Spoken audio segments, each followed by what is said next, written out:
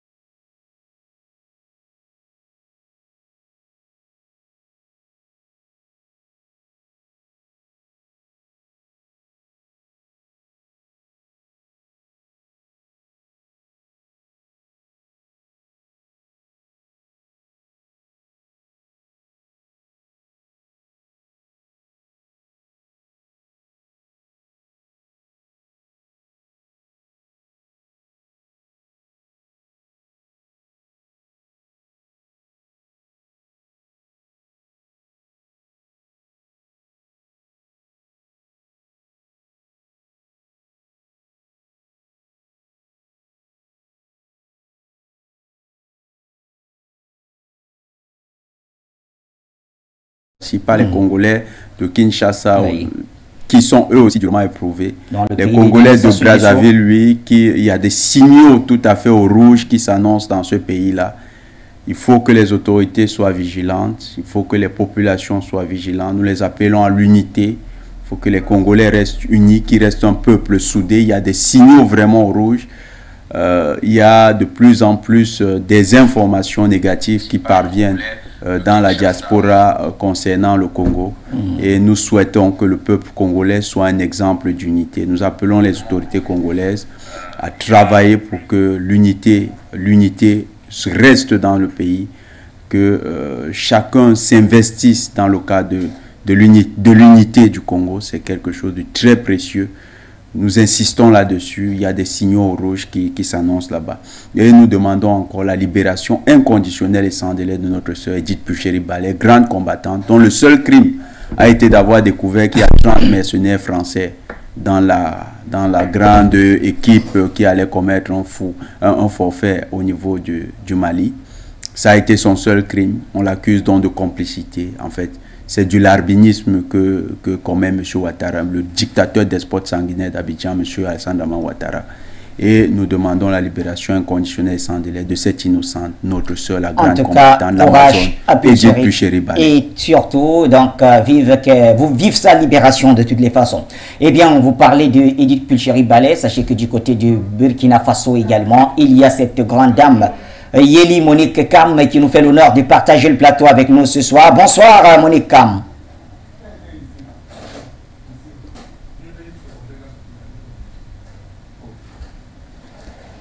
Monique Kam, bonsoir, vous nous recevez?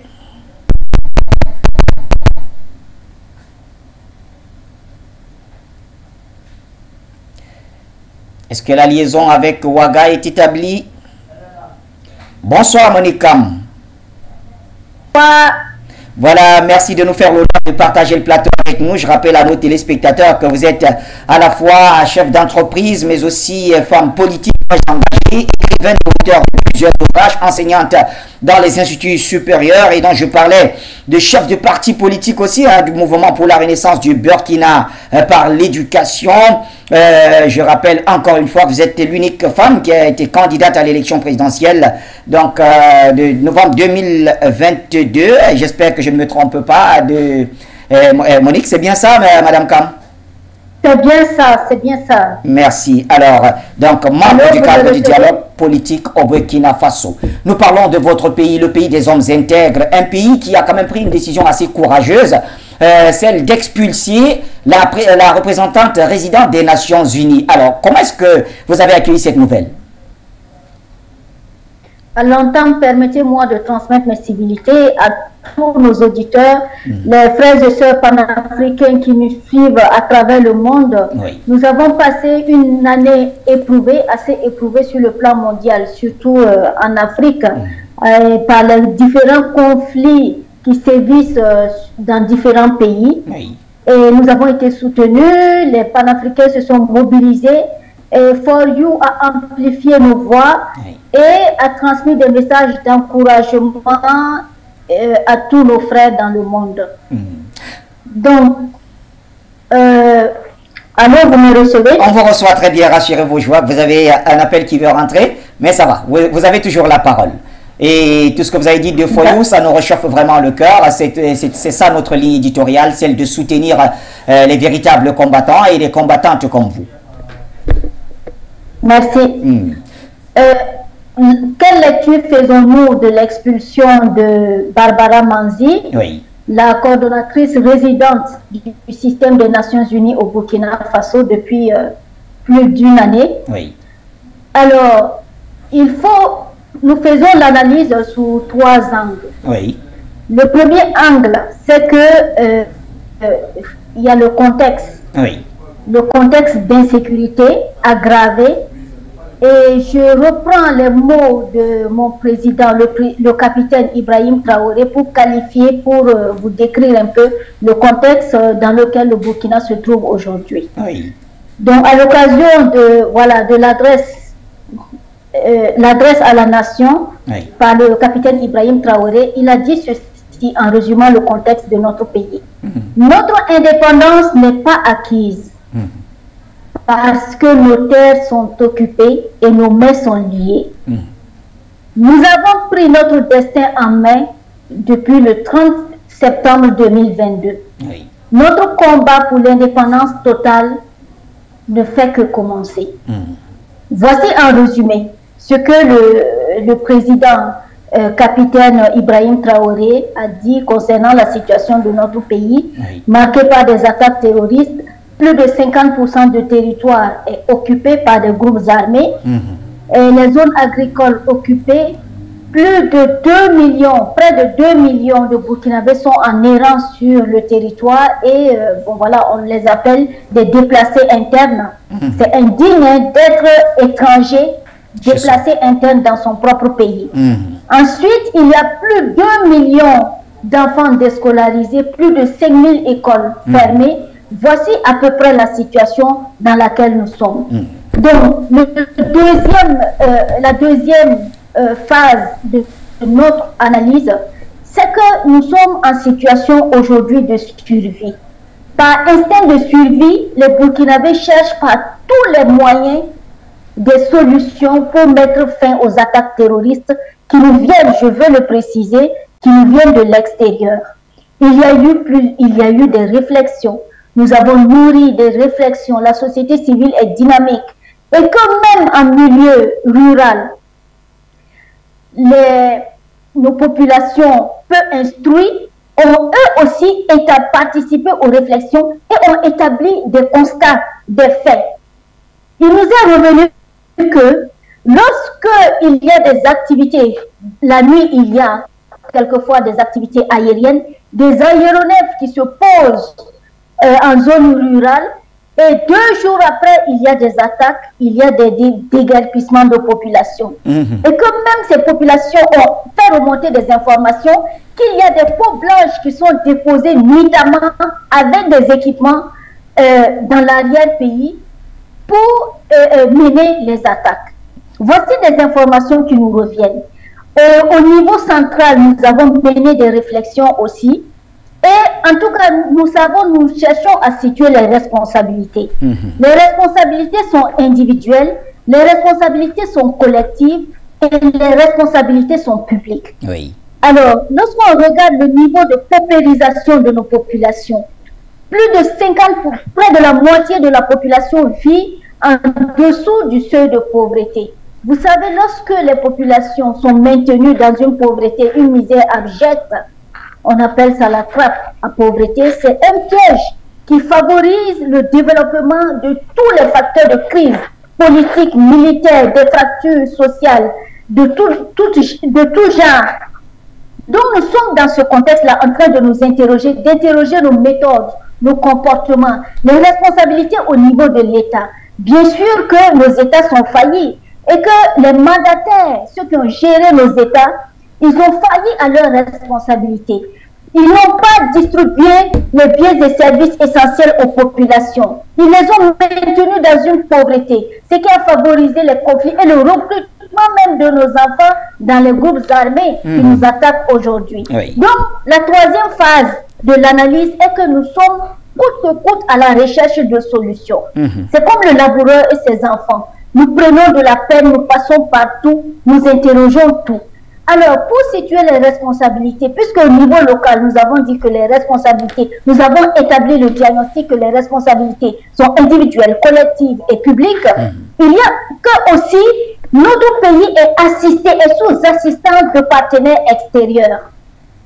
Et au niveau de la DGCOP, la Direction Générale de la Coopération, il est répertorié 332 ONG, organismes non gouvernementaux qui sont actifs dans notre pays et qui ont signé des accords d'établissement, bien sûr, avec des cahiers de charges. Et ils sont dans le domaine humanitaire, du développement, et de l'éducation, bon, la santé et tout. Alors, donc, en recherchant nos responsabilités, lorsque nous, en interne, nous avons établi nos responsabilités, ben, les populations même se sont révoltées. C'est ce que justement un coopérant a voulu nous dire, que en faisant un rapport au Sénat français, le diplomate français a dit que il y a des velléités de révolte et de guerre civile. Et nous en sommes à cette situation aujourd'hui. Les populations se sont révoltées et nous nous sommes mobilisés par des campagnes de sensibilisation. Le gouvernement est démocratiquement élu, a été renversé. Ensuite, un autre gouvernement est venu. Les revendications sont posées puisque nous avons le diagnostic. Nous voulons une rupture avec l'ancien système. Nous interrogeons nos méthodes, les responsabilités au niveau de l'État. Donc aujourd'hui, nous sommes à une situation où les populations ont pris leurs responsabilités. Celui qui est arrivé par coup d'État le 24 janvier 2022, nous l'avons accueilli avec enthousiasme parce que désespéré.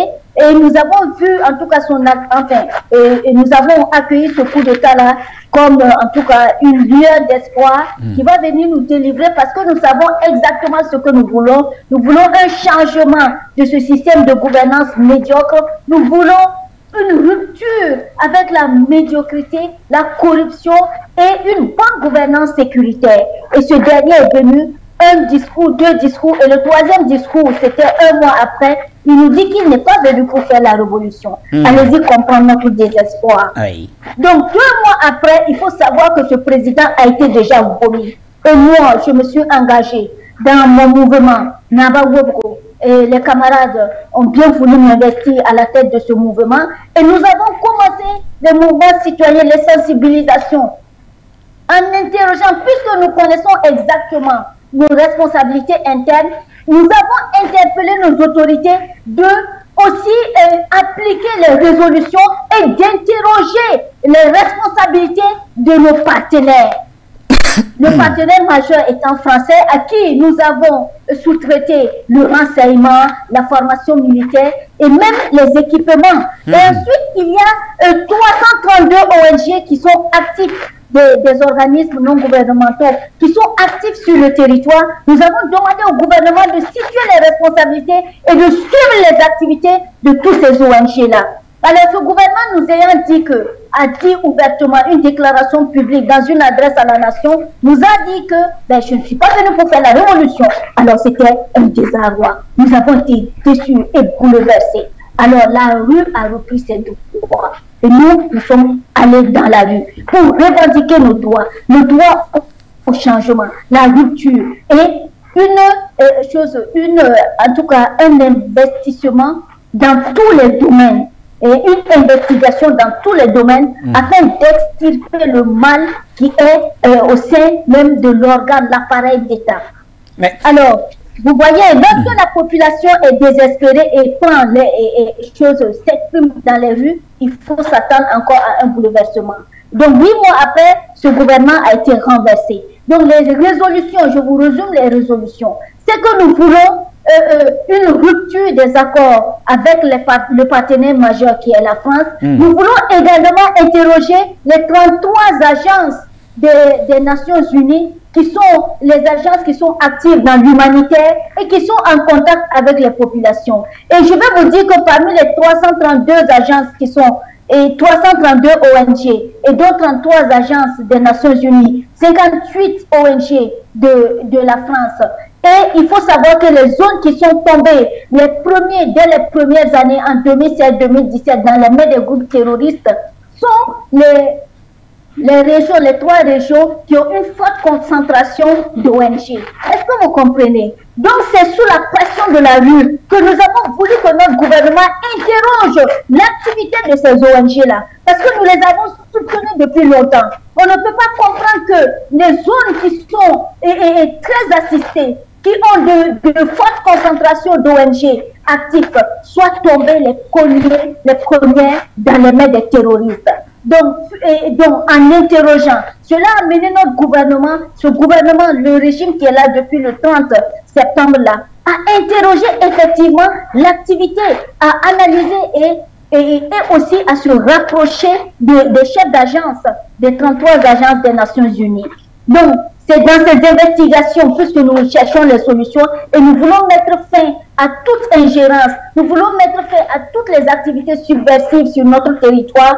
C'est ainsi que nous sommes tombés sur ce gros poisson qui s'appelle Madame Barbara Nanzi. Donc elle-même, elle est passée aux aveux en disant qu'elle est en contact avec les groupes armés et qu'elle circule libre, comme elle n'a pas besoin d'être escortée pour aller dans les zones à fort défi sécuritaire. Et elle nous dit que elle-même, elle établit une grille d'analyse en prédisant le chaos total dans quelques mois, et elle l'évacue sans l'accord. Dans l'accord d'établissement, il y a bien des protocoles qui s'appellent Field Official, qui a 4 niveaux d'insécurité.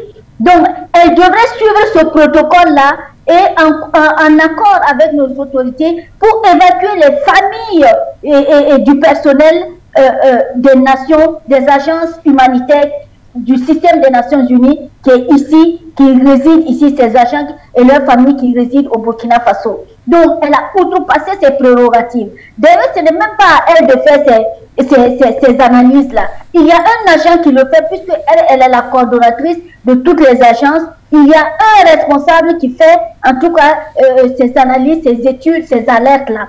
Elle n'a pas suivi les consignes. Elle a outrepassé ses prérogatives et elle a évacué le personnel. Et alors, lorsqu'elle a été interpellée, donc notre gouvernement a demandé que bon, si elle estime que la situation est aussi grave et que le chaos est imminent, donc il faut nous adresser une note, alors une note, voilà, une alerte par écrit, afin de nous permettre d'aviser.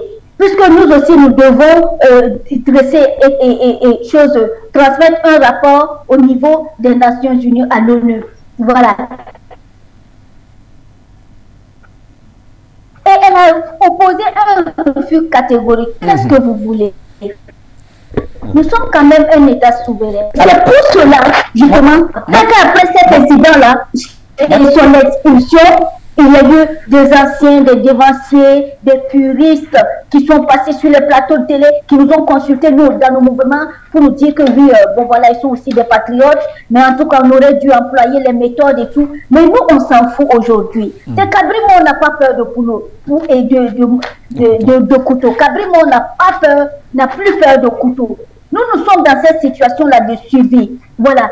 Et le péril est imminent. Nous ne voulons rien savoir. Nous voulons une rupture catégorique avec ce système ancien criminel. Et toute personne qui a une complicité avec les groupes armés sera expulsée et expulsée s'il est un étranger sur notre territoire. Monica, merci en tout cas. Je reviens à vous dans quelques secondes. Jonathan Batengeni, on a écouté Madame Monique Kam Yeli, donc, qui a fait ce premier jet et qui semble créer une sorte de suspicion, de complicité de ces employés, ces fonctionnaires des Nations Unies sur le territoire burkinabé. Si vous voyez le CV de Madame Manzi, vous allez comprendre que c'est l'OMETA qui est créé pour qu'on ne sache pas qui c'est. Nous avons creusé. D'accord. Nous avons creusé. Comme à votre habitude. Alors, partagez les fruits de ce travail avec nous. Madame Manzi, quand vous regardez la publication des Nations Unies, on dit non, elle a travaillé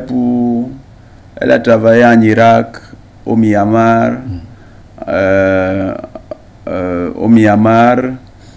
quel autre pays? En fait, tous ces pays-là sont en crise.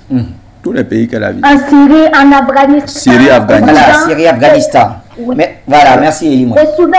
Allez dans ces pays. Merci ma soeur, vraiment la grande combattante. Je te salue en passant, vraiment. On aura le temps de discuter certainement après l'émission. Alors, Madame Manzi, dans tous ces pays, il y a un élément récurrent. Le conflit est transformé en conflit interethnique. Au Myanmar, il y a un peuple là qu'elle a réussi à transformer en victime de l'État. C'est une rébellion depuis 2016. Elle y était. En Irak, elle est de ceux qui ont travaillé à la radicalisation du groupe des Moqtad al-Sadr. Au niveau, et chaque fois qu'elle radicalise un groupe, ce groupe est présenté au niveau international comme étant une victime du pouvoir en place. Donc il y a un accompagnement qui se fait. Alors, ça ce n'est que l'autre étape de ce que Mme Manzi est. Mme Manzi émerge d'où?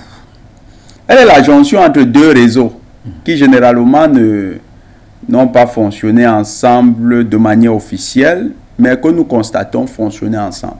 Elle émerge du système de l'ONGisation des Nations Unies. Mme Manzi a commencé sa carrière comme employée d'ONG. Elle a commencé à travailler pour une ONG en Italie qui était financée par la Fondation Ford. C'est-à-dire que cette dame, elle était l'employée. Vous savez qu'au niveau du système des Nations Unies, la Fondation Ford est le plus gros contributeur. Et c'est la fondation qui tient le plus d'éléments dans des questions, qui tient le plus de résolutions dans les questions de droits de l'homme. Oui. Et donc, c'est le système d'où elle émerge. D'ailleurs, la question des minorités, c'est les Ford qui sont les champions de l'instrumentalisation de cette question. Mais quand elle arrive au système des Nations Unies, elle est soutenue par les ONG du réseau Soros. Okay.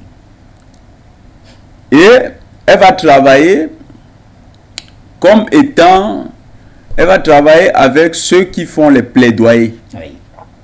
Et à ce titre, elle va travailler à l'érection de plusieurs résolutions qui sont favorables aux questions de protection des minorités. C'est de là qu'elle sort. Et c'est d'ailleurs pourquoi, pour qu'elle continue ce travail de déstabilisation, la Fondation Ford va proposer cette dame pour qu'elle soit coordonnatrice des activités humanitaires dans un certain nombre de pays qui sont en fait les cibles des États-Unis. Madame Manzi n'a de nationalité italienne, n'est italienne que de nationalité. Dans le fond, c'est un agent secret de la CIA. Elle agit pour le compte de la CIA. Aujourd'hui, je crois que les Africains peuvent regarder cette femme. C'est une vieille dame, hein? Elle n'est pas si vieille que ça, mais vous savez, quand vous êtes habitué à faire les mauvaises choses, comme on dit en Afrique, quand vous faites trop de mauvaises choses, vous vieillissez très vite. Donc, tellement elle fait de mauvaises choses que vous avez l'impression qu'elle a 70 ans. Pourtant, elle est dans la cinquantaine. Quand vous voyez cette dame, vous comprenez à quel point les États-Unis sont nocifs pour le monde. Et je mesure le mot. Nocif, c'est même un euphémisme. Les États-Unis sont le danger de ce monde. Madame Manzi, elle est comme les Macron. C'est un pion européen dans la mécanique états-unienne de contrôle du monde. Madame Manzi, qui attaque le Burkina, en allant tenter d'instrumentaliser les Peuls de Djibo, c'est le travail qu'elle a fait, voilà, les Rohingyas au Myanmar. Madame Manzi, c'est le travail qu'elle fait depuis. En Syrie, c'est le travail qu'elle a abattu. Madame Manzi est habituée à le faire parce que c'est comme ça que la CIA l'a entraînée. Mais je vais aller plus loin encore. Ça nous a poussé à nous interroger sur les méthodes de la CIA. Et on se rend compte que la CIA a toujours procédé de la sorte. Et pourquoi? Parce que la CIA s'inspire d'une chose. Il s'inspire des méthodes. Vous savez qu'après l'opération, après le procès de Nuremberg, près de 2000 nazis ont été exfiltrés par et intégrés dans les services états-uniens. Les services spéciaux états-uniens. Ça passe par la réserve fédérale, le trésor, jusqu'à la défense. C'est-à-dire que le régime nazi de Hitler a été reproduit aux États-Unis. Et ce régime nazi misait sur les divisions ethniques en Europe pour faire les guerres et remonter les peuples. D'ailleurs, les nazis s'étaient appuyés sur Stéphane Bandera, qui était ukrainien. Oui. Mais à l'époque, les Ukrainiens n'existaient pas en tant que pays. Oui, oui. Ils existaient à l'intérieur de l'Union des républiques soviétiques socialistes. ils ont réussi à instrumentaliser les Stéphane Bandera et les Polonais contre les Russes. C'était les méthodes des nazis. Les nazis ne sont pas arrivés en France trouver les pétins comme ça là. Les nazis ont trouvé des poches favorables. Les Alsaciens étaient favorables aux nazis. D'ailleurs, le massacre d'Ouradour sur Glane, les Européens, les Français qui nous écoutent peuvent le dire. Plusieurs des combattants qui ont réalisé cela, il y a les Ukrainiens, il y a les Alsaciens. Parce qu'il y avait une division SS alsacienne. On ne le dit pas assez. Les nazis misaient sur ces petites velléités ethniques d'autonomie pour retourner les conflits. C'est la même méthode qu'a repris la CIA. Et quand vous regardez les conflits qui se chevauchent dans le monde, où la CIA a multiplié les divisions entre les peuples, Corée du Nord, Corée du Sud, c'est la CIA. Sud-Soudan, Soudan, c'est la CIA. Aujourd'hui, ils sont en train de menacer, nous avons dit le Congo. Je vais répéter encore. Oui. Le Congo, ils sont en train de dire que la province, la région du Poul, du Congo, va devenir une fédération, un État. La fédération Congo. Ils sont déjà sur ce projet-là. C'est avancé, hein? Hier, ils ont proclamé l'indépendance de la fédération du Congo. Congo-Brazzaville, notre pays voisin, là. Oui. Il y a un gros problème qui est en train de se dessiner là-bas. C'est la CIA. Voilà comment ils procèdent. Au Mali, qu'est-ce qu'ils ont fait? Ils ont tenté d'instrumentaliser les Touaregs contre les autres Maliens. Pour créer l'État de l'Azawad. Pour créer le fameux État d'Azawad. Au Cameroun, c'est quoi? Quand on a arrêté les Amazoniens l'autre jour, ils étaient où? Du moins, les terroristes qui sont aux États-Unis, ils n'étaient pas aux États-Unis. C'est la CIA. Comment des terroristes peuvent vivre sur votre territoire, commettre des attentats, demandent qu'on décapite des gens. Et ce n'est que parce que vous voulez organiser un sommet que vous décidez d'arrêter 3 d'entre eux. Et donc pour vous, l'exclusion de Mme Manzi ne serait pas... Mme Manzi... L'autorité burkinabé, aurait-il suffisamment d'informations qui justifient tout cela? Tout à fait, ils ont suffisamment d'informations. Ils ont le CV de Mme Manzi, c'est un agent de la CIA qui réalise ce genre de mission pour le compte de la CIA en Afrique. Est-ce que ça fait de l'ONU le complice ou alors c'est Mme Manzi de manière individuelle? Ça veut dire que nous avons affaire avec un système. L'ONU n'est qu'un des éléments dans la mécanique des États-Unis. L'ONU, c'est un machin, comme disait De Gaulle. Vous voyez De Gaulle lui-même, qui était parmi les tyrans. De Gaulle dit, l'affaire, si c'est un machin. De Gaulle avait tout dit. Il avait résumé la nature de l'ONU. Et il disait machin par rapport à quoi? Parce qu'il savait que c'était à la solde des États-Unis. Donc les Nations Unies sont la solde des États-Unis. Quand les Nations Unies commettent un forfait dans le monde, non, il n'y a pas que la bénédiction de la jeune française. Il y a aussi la bénédiction des États-Unis. Ce qui s'est passé au Mali, les mercenaires, là, ce n'est pas seulement un problème, nous le répétons toujours, ce n'est pas seulement un problème de la France. C'est un problème des États-Unis. Les Africains doivent donc ouvrir les yeux. Le vrai adversaire de l'Afrique, c'est les États-Unis. C'est les États-Unis qui sont actuellement en train de créer cette tension au Burkina Faso. Pendant que nous sommes distraits à dire la jeune Française, qui sont l'épouvantail qu'on agite devant nous, les États-Unis font le travail en coulisses. Et ce travail, ils sont en train de le faire. Vous savez pourquoi ils font tout ça? Parce que l'instrumentalisation des Zaoussa a échoué au Niger. Oui. Ils voulaient créer une autre rébellion au Niger qui allait passer par les Zaoussa. Ça a échoué. Le peuple Aoussa a dit non, on ne veut pas participer à cette affaire. Il a été très honnête. Nous devons saluer leur engagement. Mais ils ont vu qu'il y a d'autres peuples qui sont un peu plus fragiles. C'est le moment de saluer tous les leaders peuples qui ont participé à la dénonciation.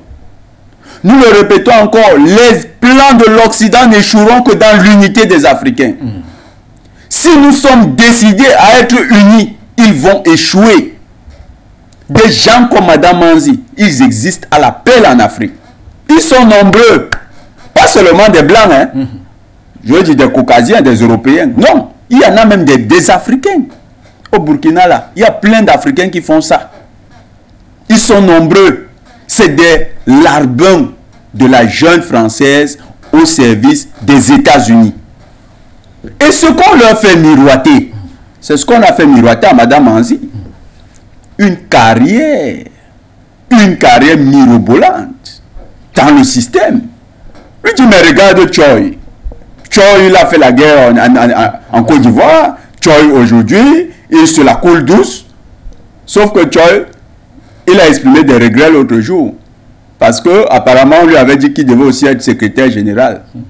Il n'est pas secrétaire général. Et il voit qu'il est en train de vieillir là. Il risque de ne jamais atteindre le poste. Madame Manzi, c'est les mêmes velléités.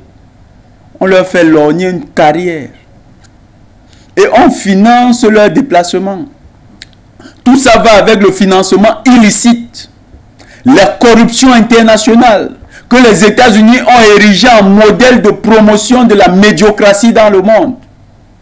Et pourtant, c'est eux qui aiment toujours parler de bonne gouvernance. Oui. Ils en ont parlé tout récemment. Ils sont aux antipodes de tous les slogans qu'ils balancent dans le monde. Lutte contre le terrorisme, sont les promoteurs du terrorisme. Lutte contre la malgouvernance, sont les promoteurs de la malgouvernance. Les contrats passés par népotisme et tous les pots de vin, ils sont les champions. Chez eux-mêmes, en Afrique encore, on dit que bon, pour passer le contrat, tu crées même une société écran. Les Africains créent les sociétés écran. Les Africains cherchent encore les gangs pour faire le faux. Mais aux États-Unis, Dick Cheney, je prends toujours cet exemple. Dick Cheney, Halliburton, il était vice-président, c'est lui qui gagne le marché de la reconstruction de l'Irak. 105 milliards de dollars. Il ne s'est pas caché et il n'y a pas eu une enquête qui a épinglé Dick Cheney. Il est resté en fonction jusqu'à la fin du mandat. Les États-Unis, champions de la malgouvernance, de la corruption. On nous disait la crise des subprimes. La crise des subprimes a été créée par quoi? Ah là, nous sortons. On nous a dit que c'était une crise de la moralité. Mais c'est un beau mot, Bachir. La vérité, c'est que la crise des subprimes, c'était la crise de la corruption. On a corrompu les agents de notation, Moody's, Bloomberg, Fitch, Standard & Poor's. On les a corrompus pour donner des bonnes notes à des mauvais crédits. Et sur la base de ces bonnes notes, des gens ont souscrit, ont acheté ces crédits pour spéculer et faire des revenus futurs dans ce qu'ils appellent les marchés financiers. Et cette corruption-là, ça s'est fait avec la complicité de l'État états-unien parce que la réserve fédérale, le trésor, a toujours été le gendarme des marchés financiers aux États-Unis. Mais comment le gendarme a contrôlé des trucs aussi dangereux pour le peuple et ne s'est pas rendu compte des entourloupes? C'est parce que les États-Unis sont mal gouvernés. Et c'est cette malgouvernance qui se répercute dans le monde. C'est pourquoi les Burkinabés doivent savoir une chose. Madame Manzi n'est que l'agent de la CIA qui a été épinglé. C'est ce qu'on doit retenir. C'est un agent de la CIA qui a été épinglé. Alors, le vrai adversaire du Burkina Faso, c'est les États-Unis. Tout le reste, ce n'est que des adversaires satellites. Abou d'Angleterre qui nous appelle avant de retourner vers Yéli Monique Kam. Donc, Abou d'Angleterre, bonsoir cher ami. Vous avez la parole. Merci de nous rejoindre. D'accord, on va d'abord aller donc vers Yéli Monique. Alors, Madame Kam, est-ce que cette affaire qui épingle aujourd'hui Madame Manzi, est-ce que ça met de facto les États-Unis face à ses responsabilités? Est-ce que par ricochet vous essayez aussi de dire que les Nations Unies, les Nations Unies sont complices de ce qui se passe dans votre pays, le Burkina Faso? Mon frère vient de décrire une situation, la situation des États-Unis, sa complicité, son incapacité à régler, à maintenir la paix dans le monde. Lorsqu'on regarde la charte des Nations Unies, qui a été adoptée en 1945, juste après la guerre, et la résolution 1415 d'octroi de l'indépendance totale, c'est ce qui est écrit, hein, octroi de l'indépendance totale et de la souveraineté complète aux nations. Il est dit que l'ONU se fait le gendarme du monde. L'ONU maintient la paix dans tous les États membres, les 173 aujourd'hui États membres. L'ONU crée les conditions, les bonnes conditions de vie pour les populations. Et lorsqu'on fait le point, l'ONU a échoué sur toute la ligne. L'ONU n'a pas su maintenir la paix dans le monde. L'ONU n'a pas su offrir les conditions de vie, le développement aux populations. Donc aujourd'hui, le constat que nous faisons, c'est un échec global de l'ONU.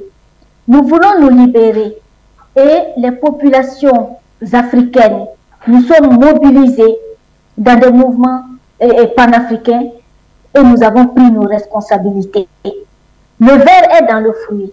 Il y a bien sûr des complicités internes, des personnes lugubres comme Madame Manzi, il y en a beaucoup chez nous. Le ver étant dans le fruit, nous travaillons à les diagnostiquer, les épingler et les expulser. En tout cas, il faut les neutraliser. Et aujourd'hui, nos résolutions en interne, nous sommes preneurs que des solutions endogènes, les solutions burkinabé, le Burkina au burkinabé. Personne ne viendra faire notre développement, pacifier notre pays à notre place. Et nous croyons à la solidarité africaine. C'est pourquoi nous continuons de travailler avec tous les panafricains du monde entier afin de relever le défi de la solidarité. Et ce système de domination mondiale, je peux vous dire que les crises aujourd'hui ont provoqué une prise de conscience au sein des populations et l'élan de solidarité et les mouvements de libération par-ci, par-là et partout dans le monde. Nous sommes à la fin de l'hégémonie de l'ONU. Nous sommes à la fin de l'ordre ancien. Cet ordre-là criminel de domination des nations, d'exploitation des peuples. Et nous sommes décidés à mettre fin, à renverser ce système. Les solutions viendront de l'Afrique.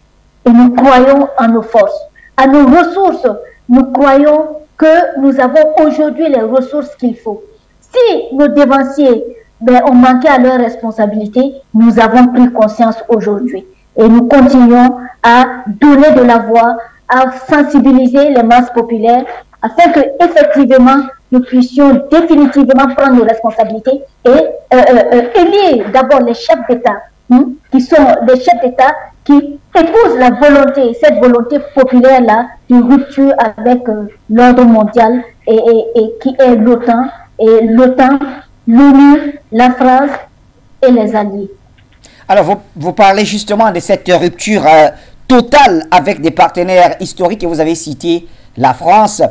Est-ce que cette rupture concernera aussi quand même cette grande organisation qui regroupe tous les pays du monde? Je parle de l'ONU.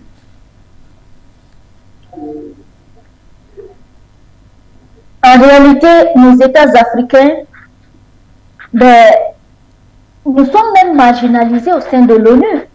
Vous savez qu'il y a ce débat depuis 2000. Les États africains, aucun n'est représenté dans le Conseil de sécurité. Alors que ce sont ces peuples, comme mon frère vient de le dire, qui prônent la démocratie. Donc, c'est comme si, voilà, nous, on décide à notre place. Dans tous les cas, Thomas Sankara avait mené ce combat, avait procédé à des dénonciations. Et tous nos leaders africains qui ont osé dénoncer le système criminel, le système d'injustice de l'ONU, ils ont tous été assassinés. Donc, en dénonçant la France, en annulant, en prononçant la dissolution, l'abolition des accords avec la France, c'est simplement le système ONU que nous dénonçons et nous voulons une rupture avec l'ONU. Très bien. Alors, je reviens à vous dans quelques secondes. Il me semble que notre ami Abou d'Angleterre est au bout du fil. Abou, bonsoir.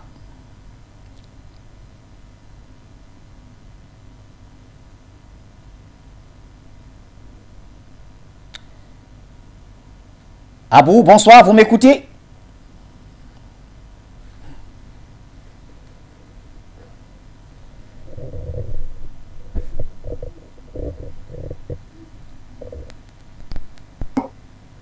Abou, bonsoir.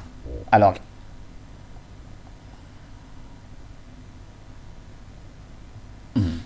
on n'a pas le retour audio de Abou sur le... Allô? Voilà, là c'est bon. Bonsoir, cher ami. Je suis en ligne. Vous êtes en ligne, Abou, allez-y. Bonsoir, chers frères, oui, content de en tout cas, je confirme le meilleur joueur du monde. Alors, salut, invité de marque, le Brésil Batekan. La qualité d'écoute n'est pas très bonne. Tous les techniciens excellents. Une fois que je dis cela, de ce soir, tel que les Nord-Africains, que c'est Abou, est-ce qu'on peut relancer l'appel? La qualité d'écoute n'est pas très bonne avec Abou. Et on va essayer de relancer l'appel. Abou, essayez de relancer tout simplement l'appel. La qualité n'est pas très bonne. Nous sommes très entrecoupés. Donc, on ne vous écoute pas bien. Du côté de la régie, est-ce qu'on peut régler ce petit souci avec Abou? D'accord, on va régler cela. Pendant ce temps, Jonathan Batenguine, je reviens vers vous sur le plateau central en attendant aussi de... Voilà, on va essayer avec Abou. Abou, bonsoir.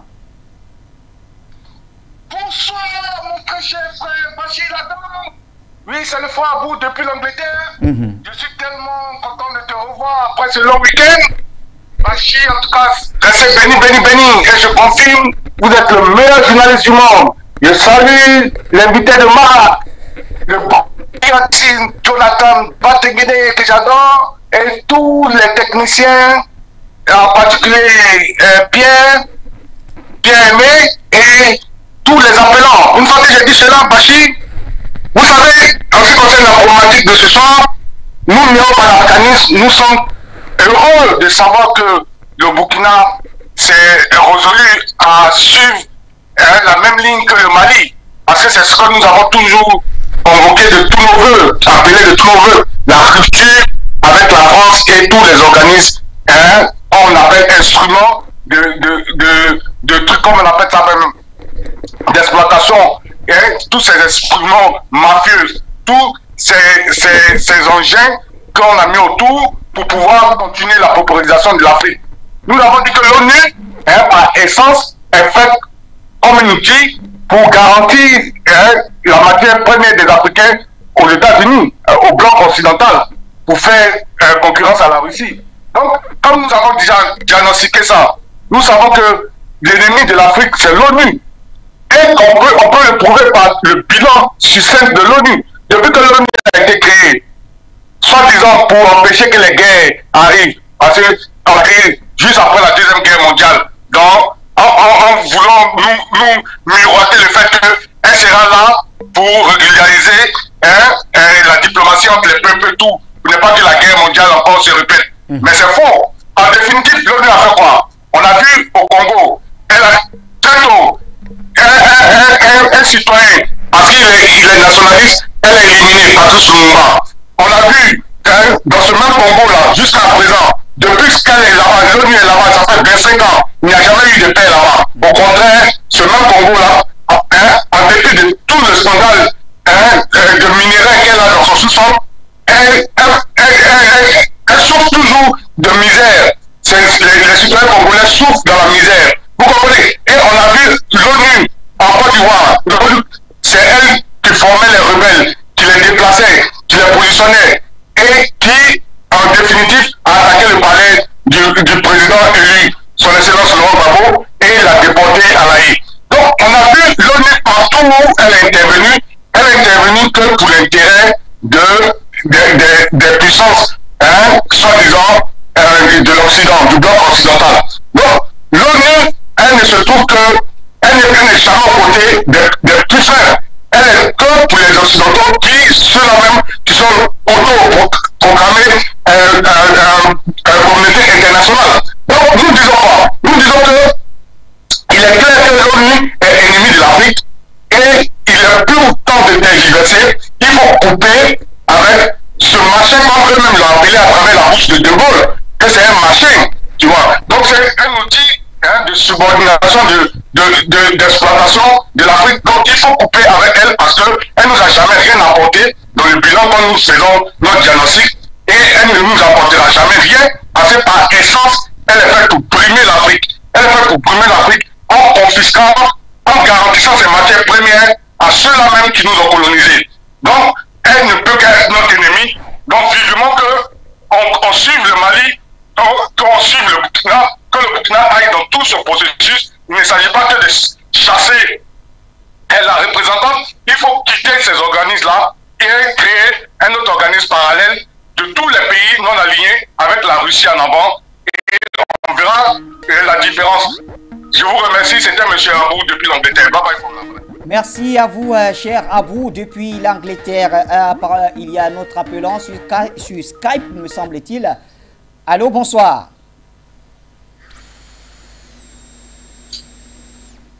Allô? Allô? Oui, oui, allô, Bachi? Oui, bonsoir. Vous m'entendez? Je vous reçois très bien, Jean Sakpono des États-Unis. Merci beaucoup, Bachi, la dame. Nous vous saluons avec référence. Du courage à vous. Du courage à vous dans ce combat. Merci. Avec tout votre groupe là-bas. Du courage. Vous qui êtes sur le terrain, vous n'êtes pas seul. Je dis bien, vous n'êtes pas seul dans cette lutte parce que nous ne faisons pas une lutte pour remplir nos comptes bancaires. Nous faisons cette lutte pour que la dignité humaine soit respectée dans toute personne. Voilà. Je salue vos invités, salue les techniciens, salue Jonathan, salue Monique, et que l'esprit divin vous inspire et vous éclaire dans vos analyses, dans vos réflexions. Et Bachi, oui, cette dame qui est expulsée, c'est de droit. Elle doit être expulsée, pas elle seule. Vous voyez, nous disons souvent, nous qui travaillons en tout cas d'une façon personnelle, spirituelle, nous demandons chaque fois à notre Dieu, le vrai Dieu, Dieu de justice et d'amour, Dieu de justice et d'amour, de révéler, de dévoiler tout secret de l'Occident contre le continent africain. Que rien ne soit plus caché, que tout leur plan échoue. Voilà notre prière de tous les jours. Parce que c'est un Dieu qui nous écoute. Nous aussi, nous sommes des humains. Nous méritons, tels qu'eux aussi, ils méritent la vie et ils cherchent leur vie. Nous méritons aussi notre vie. Alors, que leur plan soit dévoilé et ça échoue. Même si possible, nous travaillons sur un point maintenant que s'il faut que la balle leur soit retournée, Bassi, qu'eux aussi sentent ce qu'ils préparent du mal aux autres. Et ça va venir. Soyons sereins. Soyons sereins. Et vous allez voir. Nous allons voir. Donc, nous revenons sur cette dame qui est expulsée. Je disais que c'est ça, c'est ce qu'il faut. Que le Burkina se rapproche bien de Mali pour que le jeu soit joué. Et ça va venir. Parce que ce n'est pas une activité humaine qui se passe. Le Niger bientôt va rejoindre le cas. Malgré leur renforcement au Niger, Bachi, c'est une injustice, ça va échouer. Je dis bien, c'est une injustice, ça va échouer. Nous ne sommes pas des animaux, nous sommes des humains comme eux. Nous méritons. Nous avons aussi le droit à réclamer. Qu'est-ce qu'ils cherchent là-bas, Bachi? Alors, l'ONU a utilisé ce Guterres, ce fameux Guterres, qui avait dit aux Africains pendant le Covid de se parler au pays. Voilà les gens méchants, voilà les satanistes, et ils s'en foutent de vous, hein. Mais ils utilisent les gros noms, les gros titres pour vous influencer, pour vous commander. Ce Guterres paiera comme Madame Bensouda, hein, c'est de la CPI, cette noire qui a été utilisée. Vous voyez, son enfant a été tué en Amérique ici. Tous ceux-là, ils paieront le prix d'une autre manière. Ils paieront le prix. Parce que ce Guterres continue encore. Et jusqu'à réclamer la libération de ces mercenaires. Parce que ces mercenaires travaillent pour eux. Mais ils seront tous vus. Ils seront exposés. Et c'est ce qui va éveiller encore les Africains qui doutent de la malhonnêteté de ces organisations. Alors, ce qui se passe actuellement, ça va encore amener les Africains à dire, mais dis donc, il faut chasser l'ONU du continent africain. L'ONU, c'est une organisation. De Gaulle a dit machin, laissez De Gaulle. Et après, il n'a pas rejoint ce machin, et il l'utilise. Laissez-les. Ça ne nous avantage pas. Nous disons que l'ONU n'est pas une organisation et qui amène la paix plutôt, c'est elle qui sème la guerre partout. Bachir, il faut être clair là-dessus, ce n'est pas une invention que nous annonçons, c'est une réalité. Et voilà les preuves. Voilà les preuves depuis longtemps que ces Africains à qui on donne des bourses, à leurs enfants d'aller étudier à l'extérieur, en Occident, qu'ils se ressaisissent. Bientôt, ils verront, Bachir, ils verront. Parce qu'ils ne peuvent pas construire leur avenir sur le sang des autres. C'est une injustice. Ça doit cesser. Que les pays africains, jusqu'à ceux-là, les Béninois, les Togolais, les Ghanéens, ceux qui nous écoutent en français, qu'ils sachent que le moment est venu pour chasser tous ceux-là, tous ces soi-disant Américains, Européens, ces consorts qui viennent dans leur pays, soi-disant coopération. C'est pas une coopération. C'est une fausseté. C'est de la fausseté. Ce n'est pas un mot gratuit, c'est de la fausseté. Nous devons comprendre et les chasser de chez nous. Et les chasser de chez nous. Ils ne nous apportent rien, outre que la misère. Nous sommes en guerre, c'est pas trop, je suis trop long, mais excusez-moi. Nous sommes en guerre, réveillons-nous. Sachez que nous sommes en guerre contre l'Occident. L'Occident, vous connaissez déjà l'Occident. Ce n'est pas identifier un pays, un seul pays. L'Occident est notre ennemi. Que Dieu bénisse. Nous sommes en guerre. Merci, très cher Jean Sarpono. Alors, on va retourner vers Monique Cam pour... Alors, on prend d'abord l'appelant avant d'aller vers Monique pour certainement le dernier tour de table. D'accord. Alors, Zerfel, bonsoir.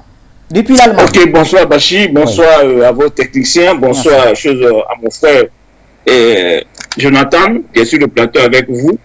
Et je dis salut tous les spectateurs des Jeux d'Afrique Média.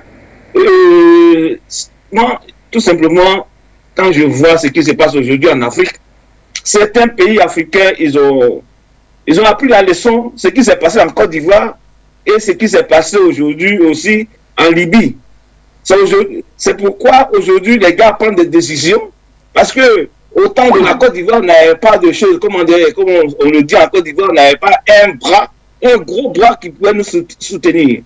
Aujourd'hui, certains pays ont compris.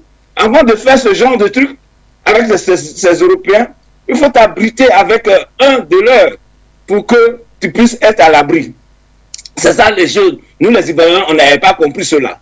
Mais certains pays aujourd'hui, ils ont compris, comme le Mali, comme le Burkina, comme la Centrafrique, ils ont compris cela. Moi, je les tire le grand chapeau. Parce que aujourd'hui, ces individus qui viennent en Afrique, quand tu viens dans un pays, chez quelqu'un, et tu veux l'imposer tes lois. C'est-à-dire qu'on ne considère pas. C'est-à-dire que l'homme noir qui arrive sur le continent africain, c'est-à-dire que ce sont des animaux qui sont là, ils vont nous dicter ce qu'eux pensent, mais aujourd'hui, ils ont oublié que les choses ont changé. Parce qu'avant, ils étaient ensemble. Aujourd'hui, ils sont séparés. Donc, ils doivent se mettre en idée que la séparation qui est arrivée entre eux, là, ça a plus, comment dirais-je, ils ne vont plus faire ce qu'ils faisaient avant. C'est ça qu'ils oublient. Alors, cette dame qui est au Burkina, qui est en train de faire de la merde, aujourd'hui, elle ne pensait pas que le président pouvait lui dire de quitter son pays. C'est-à-dire que pour elle, elle s'en revient même pas jusqu'aujourd'hui. Qu'un Africain peut dire. Et ce qui s'est passé avec des Français aujourd'hui. Quand des Français s'asseyent aujourd'hui pour dire que c'est le Mali, d'hier qu'on disait que le pays le plus pauvre, c'est ce pays-là qui nous chasse de son territoire, il ne peut pas dormir. C'est ça qu'on veut voir en Afrique aujourd'hui. Parce que les présidents 8000, on ne veut plus les voir. C'est-à-dire que des gens qui sont là aujourd'hui, comme celui qu'on envoie aujourd'hui pour faire la médiation entre la Côte d'Ivoire et puis le Mali, le Togolais, là, c'est un plaisantin. C'est un plaisantin. Parce que ce monsieur, s'il était vraiment un démocrate ou un politicien de haut niveau, on ne peut pas venir dans son pays, un réfugié qui est venu, qui a fui la mort, et on vient le chercher devant lui sans qu'il dise quelque chose, sans que le gouvernement, sans que le président de ce pays dise quelque chose, et il encourage pour qu'on puisse aller tuer ce dernier qui est venu chercher un réfugié, un refuge chez eux. Mais dis donc, moi, je pense que ceux-là, on doit les mettre quelque part et puis avancer avec d'autres personnes qui sont dignes de ce pays, de ce continent-là. Parce que c'est-à-dire que quand tu es là, tu regardes, et les choses se passent sous tes yeux. Un individu, une femme comme ça, une vieille, excusez-moi, une vieille comme ça, elle vient là, et puis elle veut dicter chez quelqu'un, bien sûr qu'il est jeune, mais c'est lui qui décide. Ça, c'est la moindre des choses. On a vu aux États-Unis, là, il y a des sénateurs qui ont 18 ans. Les gars les respectent. Alors, pourquoi venir chez nous et ne pas le respecter? Et puis un président, mais dis donc, parce que les Bouglambés, ils ont trop retardé. Parce qu'en ce moment qu'elle est en train de faire ces 1000 discours de n'importe quoi, on la mettre dans son avion et puis partir avant qu'elle s'exprime. Ça, c'est la moindre des choses. Maintenant, à partir d'aujourd'hui, les choses, il faut que ça soit clair. Parce que si tu n'es pas clair avec nous, là, nous, on va te dire la vérité. Aujourd'hui, nous les Ivoiriens, c'est-à-dire qu'on est bloqués dans une bulle qu'on ne peut plus, on ne sait pas comment on va respirer. Et quand le plus souvent, pour terminer, le plus souvent, quand on voit certains pays qui fait appel à l'ONU, ça dépend des Africains. Quand un pays africain a des problèmes, au lieu d'envoyer leurs militaires, pour défendre ce pays, et ils se mettent derrière les Blancs pour combattre ce pays-là. C'est pourquoi, le plus souvent, quand le président qui est là, quand il a le dos au mur, il est obligé d'appeler la merde là qu'on appelle l'ONU pour venir s'installer dans son pays. Et quand il voit maintenant que celui qu'on a appelé pour défendre, ou pour le défendre, il se met du côté de ceux qui l'agressent. Alors donc, c'est un problème qui est le plus souvent entre nous les Africains, on n'a pas cette union, c'est ça qui nous amène tous ces genres de trucs autour de nous. Sinon, regardez l'Asie, quand ils ont des problèmes là-bas aussi comme nous. Mais est-ce que vous voyez la merde là, aller là-bas pour s'asseoir et puis dire de n'importe quoi? Non. Merci Bachi, et puis je salue tout le monde. Merci à vous également, cher Zerfel. Alors, au standard, on avait mis un appelant aussi en attente. On va lui consacrer quelques petites minutes avant de revenir faire notre dernier tour de table. Allô, bonsoir. Bonsoir, Bachi. Bachi, il faut dire que tu es une fierté pour l'Afrique. Merci, Bachi. Si à ton jeune âge, tu t'es battu, tu as consacré ta jeunesse, Bachi, je t'assure que toute l'Afrique, toute la jeunesse est fière de toi. Bachi, normalement, quand vous venez sur les plateaux, vous devez venir avec une fierté. Je ne parle pas d'orgueil. Bachi, tu t'es battu. Bachi, on peut même inscrire ton nom parmi les Mandela, parmi les Lumumba, et aujourd'hui parmi les Laurent Gbagbo. Bachi, tu es une fierté pour la jeunesse. Tu sais, nos adversaires ne sont pas conscients qu'il y a des gens comme Bachi qui sont en train de se battre. Et nous, maintenant, nous avons décidé de suivre les gens comme les Bachi. Ils n'ont pas compris que nous avons décidé maintenant de prendre nos responsabilités. Nos adversaires n'ont pas compris. Voici pourquoi j'ai l'habitude de dire à mon entourage que je suis plus fort que le blanc qui pense qu'il est plus fort que moi. Tu comprends un peu, Bachi? Ils ne sont pas conscients. Mais aujourd'hui, voici une chose qui a été rapatriée.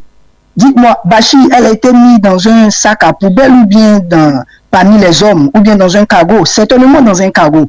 Parce que ces genres de choses-là, Bachi, dites-moi, pourquoi est-ce qu'ils ne vont pas en Ukraine? L'Ukraine n'est-il pas en guerre? Ça fait combien d'années? Combien de mois? Combien de jours? L'Ukraine n'a pas besoin de l'ONU. Voici encore une honte. Nos soi dirigeants, les vieux dirigeants et France-africains qui ne sont pas conscients, qui sont en train de vendre l'Afrique. Voici un pays en guerre depuis combien de mois? Presque 1 an maintenant. Il n'y a même pas une mouche de l'ONU. Une mouche de l'ONU là-bas. Mais vous, quand il y a un peu, eux-mêmes, ils font des complots, ils viennent nous attaquer et puis nous envoient encore l'ONU. Et jusqu'à présent, nos soi-disant dirigeants France-africains ne sont pas conscients. Bachi, nous tenons à dire merci à IB qui a compris le jeu de ces colons, qui a compris le jeu. Nous allons nous battre. Nous sommes en train de nous battre. Et ce qui me plaît, mon père Banankani pouvait le dire, nous combattons dans la victoire. Bachi, tant que toi tu vas tenir, nous, la jeunesse, nous allons tenir. Merci à ton invité ou à ton panel. Merci pour le combat. Merci à Forum Média. La patrie ou la mort, nous allons vaincre. Et nous sommes en train de vaincre nos ennemis.